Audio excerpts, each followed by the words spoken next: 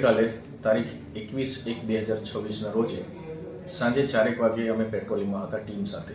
તે વખતે મને એક ખાનગી ફોન આવ્યો કે એક વ્યક્તિ નર્મદા મેઇન કેનાલની દિવાલ ઉપર બેસી અને નર્મદા કેનાલમાં કૂદવાનો પ્રયત્ન કરે છે, જેથી તાત્કાલિક ટીમ સાથે ત્યાં પહોંચી તેને પકડી લેવામાં આવ્યો અને તાત્કાલિક પોલીસ સ્ટેશન લાવવામાં આવ્યો। પોલીસ સ્ટેશન લાવી મારી ટીમ અને સી ટીમને બોલાવી તેનું કાઉન્સેલિંગ કરવામાં આવ્યું।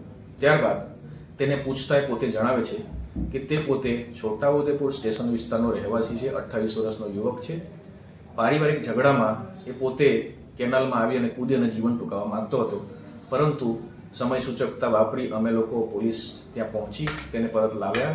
ત્યારબાદ તાત્કાલિક તેના પરિવારજનોને સંપર્ક કરી તેને સમજાવી અને પરિવારને પરત સોંપવામાં આવ્યો છે।